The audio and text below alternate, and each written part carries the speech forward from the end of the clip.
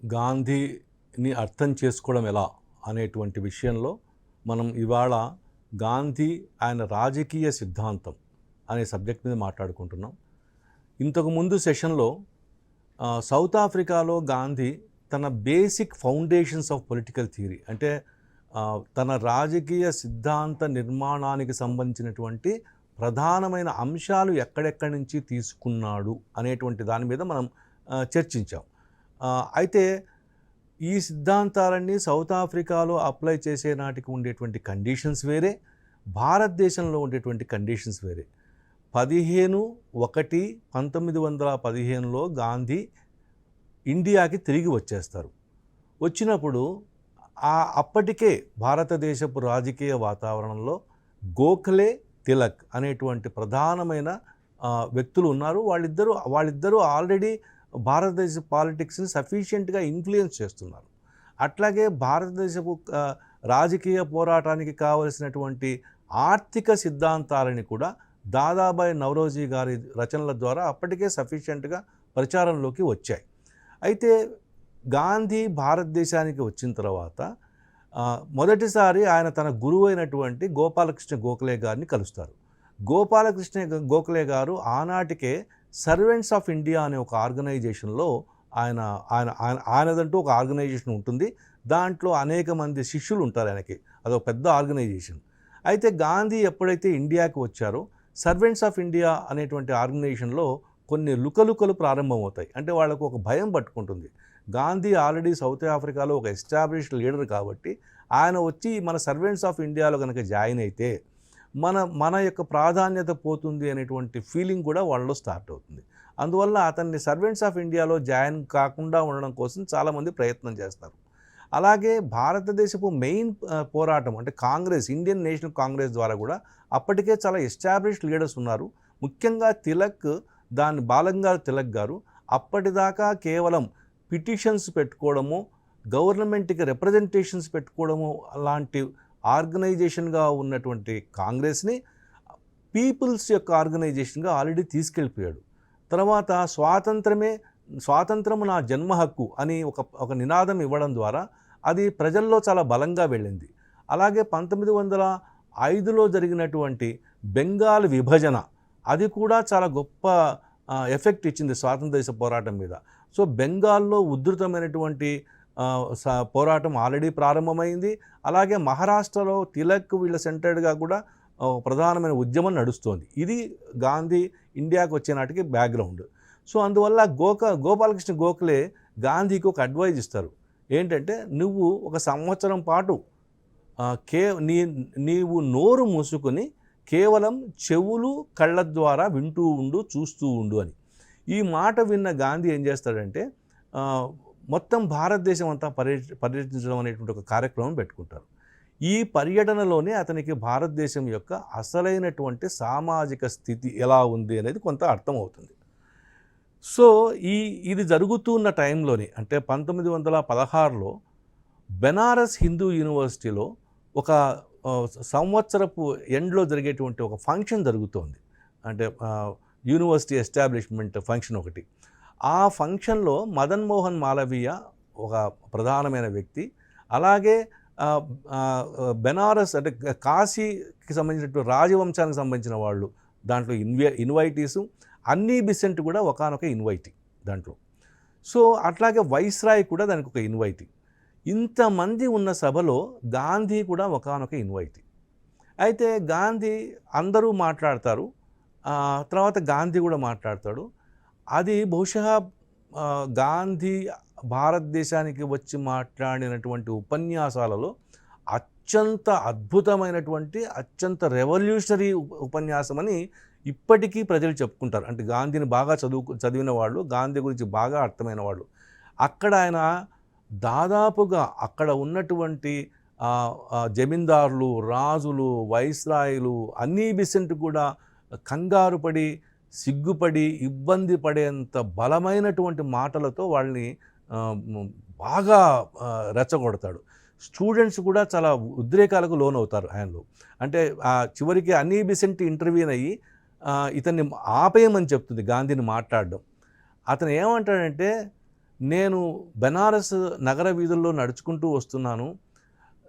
గుడికి వచ్చే మార్గంలో రెండు వైపులా భయంకరమైన పేదరికంతో రోగులుగా ఉంటూ జనాలు అడుక్కుంటున్నారు. ఇక్కడ మీరేమో చాలా అందమైన బట్టలు వేసుకొని, చాలా సాఫిస్టికేటెడ్‌గా, చాలా బంగారపు కిరీటాలు పెట్టుకొని, బంగారపు నగలు వేసుకొని ఇక్కడికి వచ్చి మీరు మీటింగ్‌లో పార్టిసిపేట్ చేస్తున్నారు. ఈ ప్రాంతపు రాజులుగా లేదా ఒక బెనారస్ లాంటి ఒక గొప్ప పుణ్యస్థలాన్ని నిర్వహిస్తున్న వాళ్ళుగా మీరు దీని మీద సిగ్గుపడడం లేదా అని అడుగుతాడు. ఈ ఒక్క మాటతో దాదాపు అక్కడ సభలో నుంచి పెద్దవాళ్ళంతా వెళ్ళిపోతారు. అనీ బెసెంట్ కూడా చాలా కోప్పడుతుంది. ఆ తరువాత గాంధీ యొక్క అంటే అసలు ఒక సమాజం, నా చుట్టూ ఉన్న సమాజం ఇంత దరిద్రమైన కండిషన్లో ఉంటే నేను ఎలా ఆనందంగా ఆ లగ్జరీని, ఆ డబ్బుని, ఆ ధన ప్రదర్శనని నేను ఎలా చేయగలను, ఎలా తట్టుకోగలను ప్రశ్నిస్తాడు ఆయన.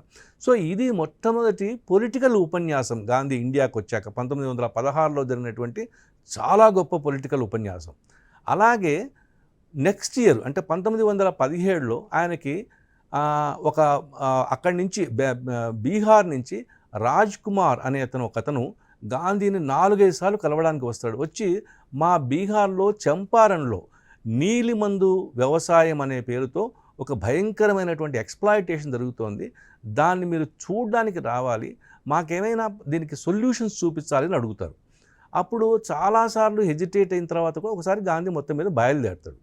అక్కడికి వెళ్ళినప్పుడే మనకు బాబు రాజేంద్ర ప్రసాద్ లాంటి ప్రముఖులంతా కూడా గాంధీతో పరిచయం అవుతారు. అప్పటిదాకా వాళ్ళు అంటే రాజేంద్ర ప్రసాద్ లాంటి వాళ్ళంతా ఏం చేస్తారంటే ఈ రైతుల సమస్యలను తీర్చడం కోసం కోర్టులను ఆధారంగా చేసుకుంటూ ఉంటారు. అంటే ఎక్కడెక్కడ అన్యాయం జరిగితే అక్కడంతా ఈ అన్యాయం జరిగింది అని కోర్టుకు వెళ్తూ ఉంటారు. మొట్టమొదటిసారి గాంధీ వాళ్ళతో కాన్వర్జేషన్స్ చేస్తూ అసలు ఒక సోషల్ అన్యాయాలకి కోర్టుకు పోవడం ఏమిటి మీరు అని ప్రశ్న వేస్తాడు. అక్కడి నుంచి వాళ్ళందరినీ న్యాయవాద వృత్తి నుంచి బయటకు వచ్చి సామాజిక కార్యకర్తలుగా మారడానికి, రాజకీయ నాయకులుగా మారడానికి గాంధీ దోహదం చేస్తాడు. ఇలా ఈ చంపారణ్ ఉద్యమం అనేది గాంధీ యొక్క భారతదేశం వచ్చిన తొలి రోజుల్లో జరిగిన ఒక ప్రధానమైన సంఘటన. మొన్ననే మనం 2017లో కూడా ఈ చంపారణ్ ఉద్యమం యొక్క 100 సంవత్సరాలు పూర్తయిన సందర్భంగా మొత్తం చాలా గొప్పగా నిర్వహించుకున్నాం ఆ కార్యక్రమాలు కూడా. ఇలా ఈ ఉద్యమం అంటే చంపారణ్ ఉద్యమం చివరికి వచ్చే నాటికి ఇదేమో రైతుల ప్రధానమైన ఉద్యమం, రైతు కూలీల సమస్యలకు సంబంధించినటువంటి ఉద్యమం. ఈ చంపారణ్ ఉద్యమం ఎండయ్యే నాటికి దాదాపు అది ఎండయ్యే నాటికి సైమల్టేనియస్గా అహ్మదాబాద్లో టెక్స్టైల్ వర్కర్స్ స్ట్రైక్ చేస్తూ ఉంటారు, మాకు జీతాలు పెరగాలి అని. సో వాళ్ళు కూడా గాంధీని వచ్చి మీరు మా తరఫున ఈ ఇష్యూ టేకప్ చేయండి అంటారు. గాంధీ అక్కడికి వెళ్తారు. ఒకటేమో అగ్రికల్చరల్ సమస్య, రెండోదేమో ఇండస్ట్రియల్ వర్కింగ్ క్లాస్ సమస్య. ఇక్కడ ఆయన కొన్ని కొత్త ప్రతిపాదనలు చేస్తాడు. అవి ఏమిటి అంటే ఇండస్ట్రియల్ స్ట్రైఫ్, అంటే ఇండస్ట్రియల్ వర్కర్సు తన డిమాండ్స్ కోసం కేవలం స్ట్రైక్ చేయడం ఒకటే కాదు, అంటే స్ట్రైక్ ఒక్కటే మార్గము లేకపోతే కోయర్సివ్ మెజర్స్ ఒక్కటే మార్గము అని కాకుండా, అలాగే ఇండస్ట్రియలిస్టులు కూడా తామేదో పెట్టుబడి పెట్టాము కాబట్టి ఆ పెట్టుబడి యొక్క రిటర్న్స్ వచ్చేదాకా మాకు వర్కర్స్ని దోచుకునేటువంటి హక్కు ఉంది, లేకపోతే వాళ్ళ చేత బలవంతంగా ఎక్స్ట్రాక్ట్ చేసుకునే హక్కు ఉంది అనేటువంటి ఆ ఇన్కరెక్ట్ కాన్సెప్ట్ కూడా తప్పు అని చెప్పడానికి ప్రయత్నం చేస్తూ అసలు పెట్టుబడిదారుడు తర్వాత పనిచేసేవాళ్ళు ఒకరికొకళ్ళు కోఆపరేషన్తో మాత్రమే పనిచేయాలి. పెట్టుబడిదారుడు తన సొంత డబ్బుకి తను మాత్రమే సర్వాధికారి కాదు, అతను ఒక రకంగా చెప్పాలంటే ఒక ట్రస్టీ, ఒక ధనానికి తన దగ్గర పోగైన ధనానికి అతను ఒక ట్రస్టీ లాగా ఉండాలి. అలాగే వర్కర్స్ కూడా ఎంప్లాయర్ పట్ల గౌరవంతో ప్రేమ కలిగి ఉండాలి. ఇదంతా కూడా చాలా కొత్త మాటలు, ఎందుకంటే అప్పటిదాకా మనకు బ్రిటన్ నుంచి మనకు వచ్చినటువంటి లేదా అమెరికా నుంచి మనకు వచ్చినటువంటి ట్రేడ్ యూనియన్ ఉద్యమం ఏమిటి అంటే యజమాని అనేవాడు దుర్మార్గుడు, అతనితో మనం ఫైట్ చేయాలి, ఫైట్ చేసి మనం హక్కులు సాధించుకోవాలి. అలా కాదు, మీ ఇద్దరు కూడా ఒకరితో ఒకరు కోఆపరేట్ చేసుకుంటే కానీ మీరు ఇటు ఇండస్ట్రీ సర్వైవ్ కాదు, ఇటు వర్కింగ్ క్లాసు సర్వైవ్ కాదు అనేటువంటి ఒక విచిత్రమైన ప్రతిపాదన గాంధీ అక్కడ చేస్తాడు. సో అంటే ఒకవైపునేమో అగ్రికల్చర్ సమస్యకి ఒక మార్గం చూపించాడు, ఇక్కడ వర్కర్స్ స్ట్రైక్కి వర్కర్స్ యొక్క డిమాండ్స్కి ఇంకో రకమైన మార్గం చూపించాడు. సో ఈ రెండు కూడా గాంధీ జీవితంలో చాలా ప్రధానమైన ఎక్స్పెరిమెంట్స్. అదే టైంలో మనకు ఖేదా ఉద్యమం అని రైతుల ఉద్యమం వస్తుంది. అక్కడ రైతుల మీద పన్నులు పెంచి ఆ పన్నులు కట్టకపోవడం వల్ల, అంటే వాళ్ళు వేసినటువంటి ఫైన్లు కూడా కట్టకపోవడం వల్ల బ్రిటిష్ ప్రభుత్వము అక్కడ ఉన్న రైతులని డైరెక్ట్గా రైతుల మీదకి వెళ్ళి పోలీసుల ద్వారా వాళ్ళ వస్తువులు, వాళ్ళ గిన్నెలు, చెంబులు లాక్కోవడం, వాళ్ళ ఇళ్లను స్వాధీనపరచుకోవడం, వాళ్ళ పంటలు ఏదైనా ఇంట్లో ఉంటే వాటిని తీసేసుకోవడం, ఇలాంటి దౌర్జన్యకరమైన పనులు చేస్తున్నప్పుడు ఖేదా ఉద్యమం అనేది కూడా ఒక బలమైన ఉద్యమంగా గాంధీ టేకప్ చేస్తాడు. సో ఈ 3 ఉద్యమాల ద్వారా గాంధీ ప్రజలకు చెప్పిన మార్గం ఏమిటంటే, మనం ఇప్పటిదాకా పాశ్చాత్య దేశాల ద్వారా నేర్చుకున్న రాజకీయ నీతి ఏదైతే ఉందో, అంటే కేవలం హింస ద్వారా మాత్రమే అధికారంలో ఉన్న వ్యక్తిని, దాన్ని ప్రశ్నించే వ్యక్తి తొలగించాలి అనేటువంటిది కరెక్ట్ కాదు.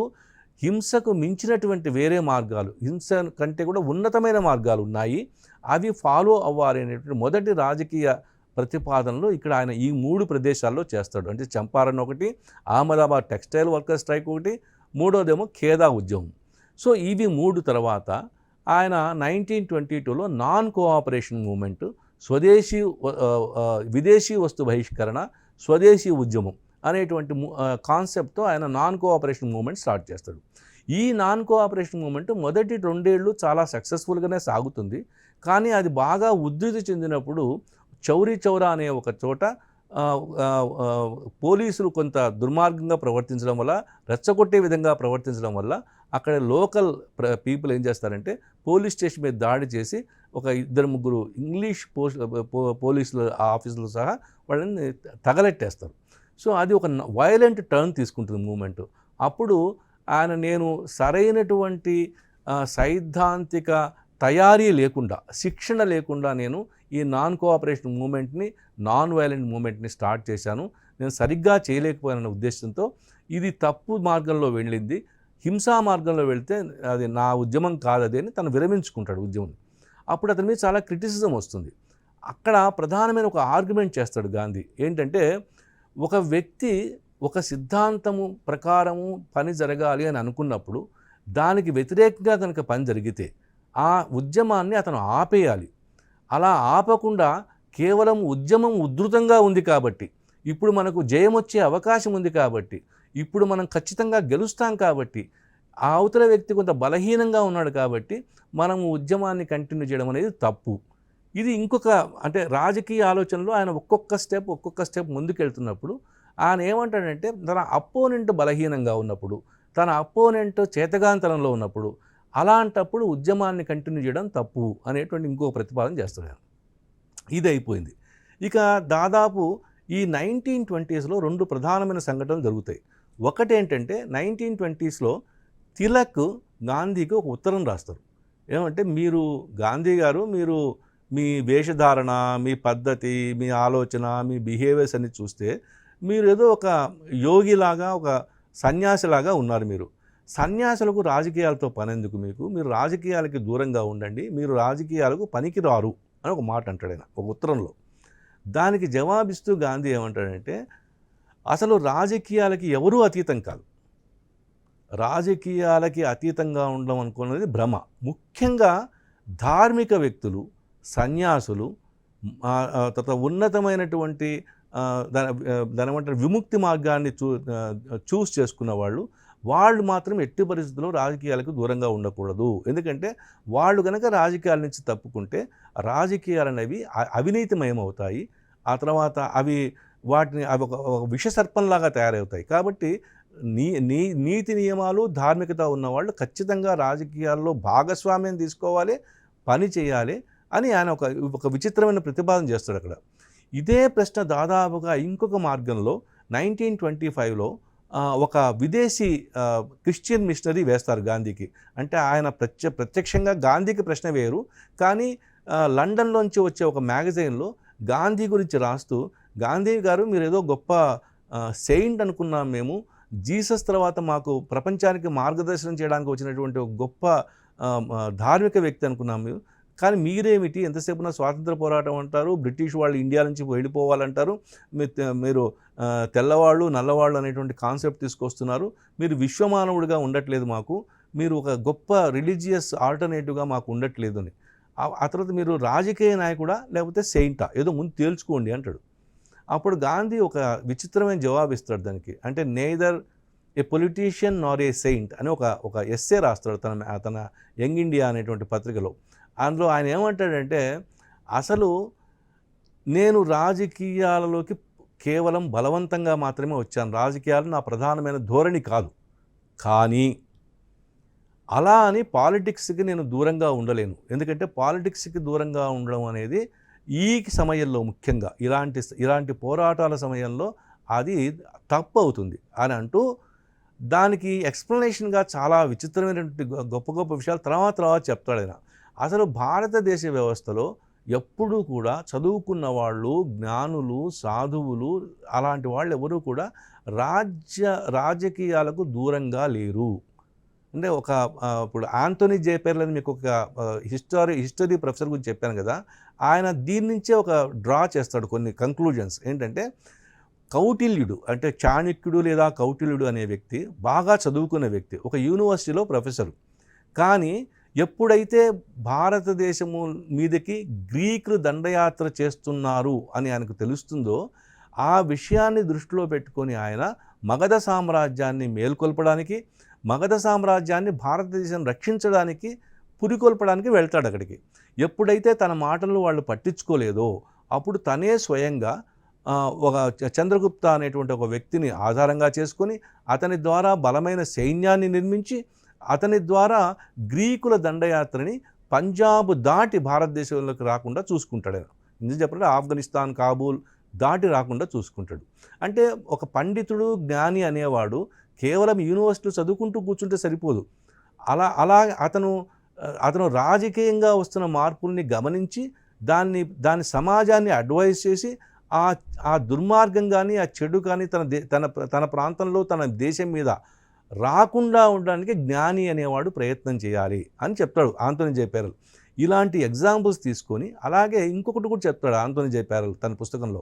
ఏమంటాడంటే, మీరు భారతీయ పౌరాణిక శాస్త్రాన్ని కనుక జాగ్రత్తగా చదివితే ఎప్పుడూ కూడా అతను వశిష్ఠుడు కానివ్వండి, ఇంకో ఋషి కానివ్వండి, వాళ్ళెప్పుడూ రాజ ఆశ్రయాలకి చాలా దగ్గరగా ఉంటూ, రాజధానులకు చాలా దగ్గరగా ఉంటూ, రాజులకి చాలా దగ్గరగా ఉంటూ ఎప్పటికప్పుడు రాజుల్ని అడ్వైస్ చేసేవాళ్ళు.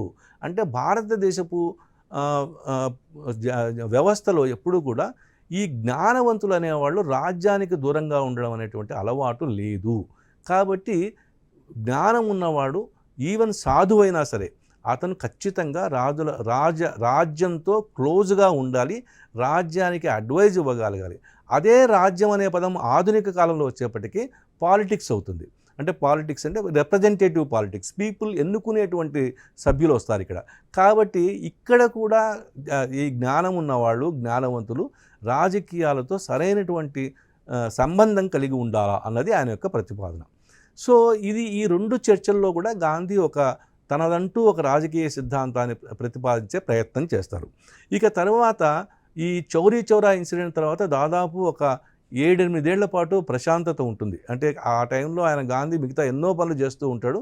అట్లాగే స్వాతంత్ర పోరాటంలో తనదైనటువంటి సత్యాగ్రహ సిద్ధాంతానికి అనుకూలంగా ఉండడం కోసం సత్యాగ్రహులను తయారు చేసే కార్యక్రమంలో ఉంటాడు ఆయన గాంధీ. అయితే మళ్ళీ ఆయన ఉప్పు సత్యాగ్రహం, సాల్ట్ సత్యాగ్రహం అప్పుడు మాత్రమే ఆయన సత్యాగ్రహం యొక్క ఎక్స్పెరిమెంట్ని పూర్తి షేప్లో సక్సెస్ అవుతుంది. అది ఆ తరువాత అంటే ఇంకా ఇక్కడి నుంచి గాంధీ యొక్క రాజకీయ సిద్ధాంతాలు మరింత పదునైనటువంటి షేప్ తీసుకుంటాయి. అంటే అసలు రాజకీయ నిర్మాణం ఎలా ఉండాలి, ఎందుకంటే మనం ఇంతకుముందే హిందూ స్వరాజ్యలో చూసాం, ఆయన ఏ క్రిటిక్ ఆఫ్ వెస్టర్న్ సివిలైజేషన్ చాలా బలంగా చేస్తారు దాంట్లో. అందులో ఒకానొక విమర్శ ఏమిటంటే పార్లమెంట్ సిస్టమ్. ఆయన పార్లమెంట్ సిస్టమ్ని కూడా ఒప్పుకోడు. పార్లమెంట్ సిస్టమ్స్, ఆధునిక సిస్టమ్స్ అన్నీ కూడా ఎంత బలమైనవి అంటే వాటిలో కామన్ మ్యాన్కి ఏ రోలు ఉండదు అనేది ఆయన చెప్పే మాట రెగ్యులర్గా.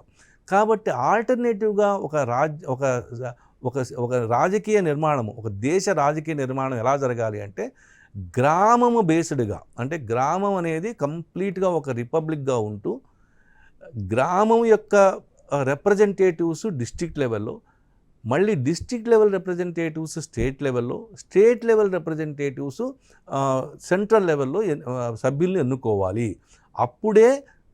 ప్రతి హయ్యర్ లేయర్ కూడా కింది లేయర్ మీద ఆధారపడి ఉంటుంది. ఆ కింది లేయర్ మళ్ళీ కింది లేయర్ మీద, అంటే చివరికి గ్రామాలు అనేవి ఒక సంపూర్ణమైనటువంటి ప్రాతిపదిక అవుతాయి. అంటే ఒక రకంగా చూస్తే రష్యాలో సోవియట్ రష్యా అంటారు కమ్యూనిస్టులు. అంటే సోవియట్స్గా, అంటే చిన్న చిన్న ప్రాంతాలని సోవియట్స్గా విడదీసి సోవియట్స్ బలంగా ఉండాలి అనే ఆధారంగా సోవియట్ రష్యా అనేటువంటి ఒక కాన్సెప్ట్ డెవలప్ చేస్తారు. దాదాపు అంతటికి దగ్గరగా ఉండేటువంటి ఇండియనైజ్డ్ కాన్సెప్ట్ గాంధీ చూపిస్తాడు. అంటే గ్రామాలు సంపూర్ణంగా సంపుష్టిగా ఉండాలి, గ్రామాలే మొత్తం ట్యాక్స్లను వసూలు చేయాలి, గ్రామాలే రిప్రజెంటేటివ్స్ని ఎన్నుకొని డిస్ట్రిక్ట్ లెవెల్కి పంపించాలి, గ్రామాలే అన్ని రకాల, అంటే అది ఇండస్ట్రియలైజేషన్ కానీ, ఎలక్ట్రిఫికేషన్ కానీ, రోడ్లు కానీ, ఇంక ఏదైనా సరే వాటన్నిటి మీద ఆ గ్రామ పరిధి వరకు గ్రామాలకే సంపూర్ణమైన హక్కు ఉండాలి. ఇప్పుడు మనం 1990లో మనం కూడా ఒక పంచాయతీరాజ్ సిస్టమ్ తీసుకొచ్చుకున్నాం. కానీ దాంట్లో ఏమైందంటే ప్రతిసారి ఈ పంచాయతీరాజులు అనేవి గవర్నమెంట్ ఇచ్చేటువంటి ఫండ్స్ మీద ఆధారపడతాయి. అలా కాకుండా గాంధీయన్ కాన్సెప్ట్లో అసలు బలమైన పునాది కేవలం గ్రామానికి ఉంటుంది. ఆ తర్వాత హయ్యర్ లెవెల్ డిస్ట్రిక్ట్, ఆ తర్వాత హయ్యర్ లెవెల్ స్టేటు, ఆ తర్వాత హయ్యర్ లెవెల్ అనేది సెంటరు. ఇలా గాంధీ యొక్క కాన్సెప్ట్లో పిరమిడిక్ స్ట్రక్చర్, అంటే ఇట్లా బలమైనటువంటి బేసు, దాని బేస్ మీద ఆధారపడ్డటువంటి ఒక పిరమిడిక్ స్ట్రక్చర్. ఇది గాంధీ ఊహించినటువంటి. అంటే ఇప్పుడేమైపోయింది, మనకు ఒకసారి పార్లమెంటు ఎన్నుకున్న తర్వాత మనకు టాప్ హెవీ మేనేజ్మెంట్ ఉంటుంది. అంటే పైనుంచి కిందికి ఇన్స్ట్రక్షన్స్ ఫ్లో అవుతాయి. ఇక్కడ గాంధీ కాన్సెప్ట్లో గ్రామాల నుంచి, కింది స్థాయి నుంచి పైకి ఇన్స్ట్రక్షన్స్ ఫ్లో అవుతాయి. ఇది గాంధీ యొక్క విచిత్రమైనటువంటి ఆలోచన ఆ టైంలో చేసింది. అయితే వీటికి సిద్ధాంతీకరణ ఎప్పుడు వస్తుంది అనే ఒక సమస్య వస్తుంది. అంటే యాక్చువల్గా భారతదేశపు కాన్స్టిట్యూషన్ తయారు చేసే నాటికి 2 రకాల ప్రాజెక్ట్స్ టేకప్ చేస్తారు గాంధీ. ఒకటేంటంటే కాంగ్రెస్ పార్టీకి ఒక కాన్స్టిట్యూషన్ తయారు చేయడం. అది కాంగ్రెస్ పార్టీకి ఆయన చేసిన కాన్స్టిట్యూషన్ కూడా ఎగ్జాక్ట్గా ఇట్లాగే ఉంటుంది. అంటే గ్రామ స్థాయిలో సభ్యులు ఉంటారు, గ్రామ స్థాయి సభ్యులు డిస్ట్రిక్ట్ లెవెల్ సభ్యులు ఎన్నుకుంటారు, డిస్ట్రిక్ట్ లెవెల్ సభ్యులు స్టేట్ లెవెల్ సభ్యులను ఎన్నుకుంటారు, స్టేట్ సెంట్రల్ లెవెల్ సభ్యులను ఎన్నుకుంటుంది. అంటే ప్రతిసారి ఆ పార్టీ వ్యవస్థ అనేది కింది స్థాయి మీద నిరంతరం ఆధారపడి ఉంటుంది. అంటే పైన ఉన్న నాయకుడు కింది వాళ్ళకి మాటలు చెప్పడం కాదు, కింది వాళ్ళకు డైరెక్షన్స్ ఇవ్వడం కాదు, కింద ఉన్న వాళ్ళు పై వాళ్ళకి డైరెక్షన్స్ ఇవ్వాలి. అంటే డైరెక్షన్స్ అనేవి కింది నుంచి పైకి ఫ్లో అవ్వాలి. ఇలాంటి ఒక పార్టీ నిర్మాణాన్ని కాంగ్రెస్కు ఆయన ఇస్తాడు. ఆయన ఆల్మోస్ట్ చనిపోవడానికి కొద్ది రోజుల ముందు. అయితే దాదాపు అలాంటి కాన్సెప్టే ఒకటి కాన్స్టిట్యూషన్ కూడా ప్రతిపాదిస్తాడు. అది కూడా దాదాపు ఇట్లాగే ఉంటుంది. అంటే కింది నుంచి రిప్రజెంటేటివ్స్ గ్రామ స్థాయి నుంచి బలంగా ఉండి హయ్యర్ లెవెల్కి వెళ్ళే రిప్రజెంటేటివ్స్ అంతా కూడా కింది స్థాయి రిప్రజెంటేటివ్స్ మీద ఆధారపడేలాగా ఉంటుంది అది. సో ఇలాంటి ఒక కాన్స్టిట్యూషన్ అయితే ఆయన స్వయంగా దాన్ని తయారు చేయడు. ఒక డ్రాఫ్ట్ కాపీని ఆయన శిష్యుడైనటువంటి శ్రీ రామనారాయణ అగర్వాల్ అనే ఒక వ్యక్తి ద్వారా అది గాంధీ యొక్క అప్రూవల్ ఉంది అంటారు ఆ కాన్స్టిట్యూషన్కి. ఆయన స్వయంగా రాయలేదు. ఆ కాన్స్టిట్యూషన్ యొక్క కాపీని పరిశీలించమని పంపిస్తాడు. అయితే ఫార్చునేట్లీ ఆర్ అన్ఫార్చునేట్లీ, బికాజ్ ఆనాటికి ఉన్నటువంటి ఆధునిక రాజకీయ సిద్ధాంతాలతో ఇన్ఫ్లుయెన్స్ అయినటువంటి నెహ్రూ కానివ్వండి, రాజేంద్ర ప్రసాద్ కానివ్వండి, తర్వాత అంబేద్కర్ గారు కానివ్వండి, మిగతా ఎవ్వరు కూడా దాన్ని ఒప్పుకోరు. ఇది చాలా ఆర్కేయిక్ సిస్టమ్, ఇది చాలా రివిజనిస్ట్ సిస్టమ్, ఇది పని చేయదు అని దాన్ని పక్కన పడేస్తారు. సో అందువల్ల అది కాన్స్టిట్యూషన్ పెద్దగా చర్చలోకి రాదు. కానీ ఇప్పటికైనా సరే గాంధీ యొక్క రాజకీయ సిద్ధాంతాలని అర్థం చేసుకోవాలి అంటే ఆ డాక్యుమెంట్స్ రెండింటిని, అతను పార్టీకి ఇచ్చినటువంటి కాన్స్టిట్యూషను, అతను కాన్స్టిట్యూట్ అసెంబ్లీకి ఇచ్చినటువంటి కాన్స్టిట్యూషన్, ఈ రెండు కూడా పరిశీలించదగ్గ డాక్యుమెంట్స్. అంటే ఆయన మొత్తం రాజకీయ సిద్ధాంతాల్లో, అంటే స్టేట్ అనేది ఎలా తయారవుతుందంటే కింద నుంచి పైదాకా వెళుతుంది, స్టేట్ పైనుంచి కిందికి రాదు. అథారిటీ అనేది కింది నుంచి పైకి ఫ్లో అవుతుంది, పైనుంచి కిందికి కాదు. ఇది ఒక గొప్ప ఆలోచన, గాంధీ చేసిన ఆలోచన. అలాగే తర్వాత కాలంలో ఆయన బిగినింగ్ నుంచి కూడా ఈ పార్లమెంటరీ వ్యవస్థ అనేది సామాన్య ప్రజలకి చాలా దూరం వెళ్ళిపోతుంది. తర్వాత కాలంలో ఒకసారి ఎలక్షన్స్ అయిన తర్వాత సామాన్య మానవుడు పార్లమెంట్ని ఇన్ఫ్లుయెన్స్ చేసి కానీ దానికి డైరెక్షన్ ఇచ్చే స్టేజ్లో కానీ ఉండడు. ఎన్ని రాజ్యాంగాలు పెట్టుకున్నా సరే కేంద్రీకృతమైనటువంటి పవర్స్ ఎక్కడ ఉంటాయో అక్కడంతా కూడా కేంద్రం బలం అవుతుంది. అలాంటప్పుడు భారతదేశం లాంటి దేశాలలో ఈ పర్టికులర్ కాన్స్టిట్యూషన్ పనిచేయదు అనేది ఆయన ఒక కాన్సెప్ట్ చెప్తాడు.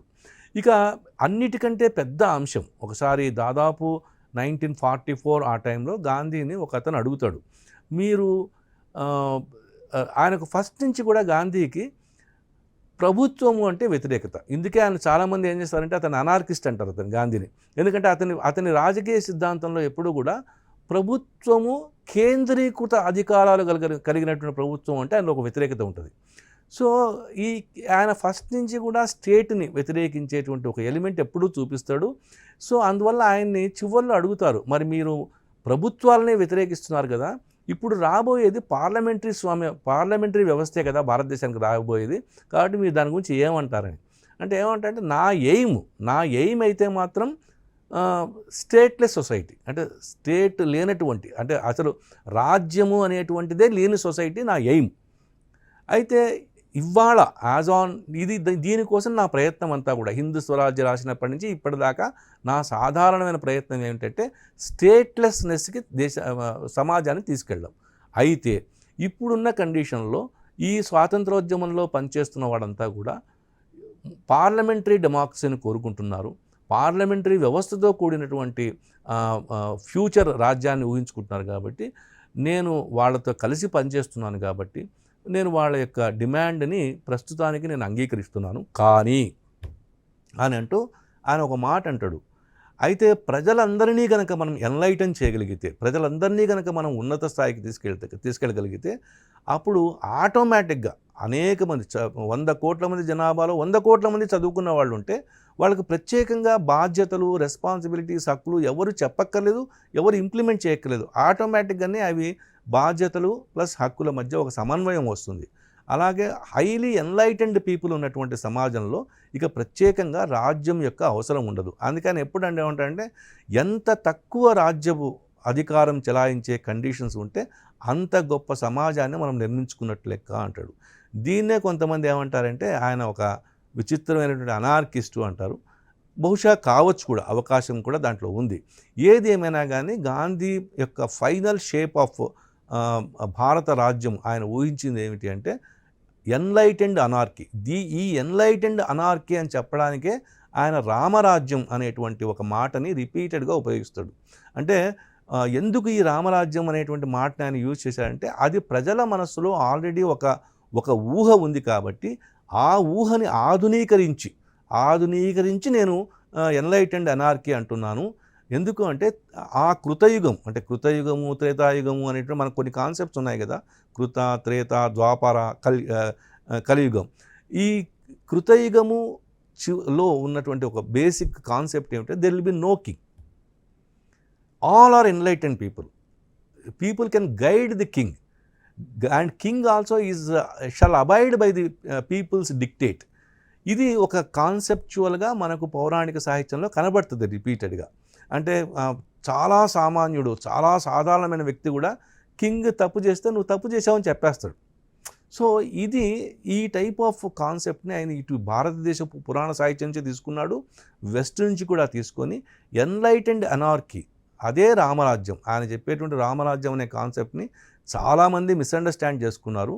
ఆయన చెప్పే రామరాజ్యంలో ఉన్నది ఏంటంటే ఎన్లైటెండ్ అనార్కీ అంటే అందరూ జ్ఞానవంతులైనటువంటి ఒక సమాజం. అందరూ జ్ఞానవంతులైన సమాజంలో ఒకరికి ఒకరు బాధ్యతలు చెప్పక్కర్లేదు, ఒకరు బాధ్యతల్ని ఇంప్లిమెంట్ చేయడం కోసం దానికోసం ఒక పోలీస్ వ్యవస్థ, అది ఇంప్లిమెంట్ కాకపోతే దానికి ఒక న్యాయ వ్యవస్థ, అది కూడా కాకపోతే ఒక రాజ్య వ్యవస్థ, ఇన్ని అక్కర్లేదు. ఎందుకంటే ఎన్లైటెండ్ పర్సన్ అనేవాడు తన డ్యూటీ తనేదో తెలుసుకుంటాడు, తన హక్కులు ఏమిటో తెలుసుకుంటాడు, తన బాధ్యతలు కూడా తెలిసి ఉంటాడు. అంటే గాంధీ యొక్క బేసిక్ రాజకీయ సిద్ధాంతంలో హక్కులు మాత్రమే ఉండవు, హక్కులతో పాటు బాధ్యతలు. ఎందుకంటే మనకు వెస్ట్ నుంచి వచ్చిన ఫిలాసఫీ, పొలిటికల్ ఫిలాసఫీలో ప్రజలకు హక్కులు డిఫైన్ చేస్తారు, ప్రజలకు బాధ్యతలు ఉండవు. సో గాంధీ ఏం చేస్తారంటే బాధ్యతలు, హక్కులు సమానంగా ఉన్నటువంటి ఒక సమాజాన్ని ఊహించి, అలాంటి సమాజం వచ్చిన నాడు రాజ్యము, రాజ్య వ్యవస్థ, కేంద్ర ప్రభుత్వాలు, రాష్ట్ర ప్రభుత్వాలు, ఇలా అథారిటీకి సంబంధించినవి, దాంతో అటాచ్డ్గా ఉన్నటువంటి మిలిటరీ, పోలీస్ వ్యవస్థలు, లేకపోతే డిస్ట్రిక్ట్ కలెక్టరేట్లు, లేకపోతే లా అండ్ ఆర్డర్ని ఇంప్లిమెంట్ చేసేవాళ్ళు అవసరం లేనటువంటి ఒక అద్భుతమైన సమాజం నిర్మాణం అవుతుంది అని గాంధీ యొక్క చివరి ప్రతిపాదన.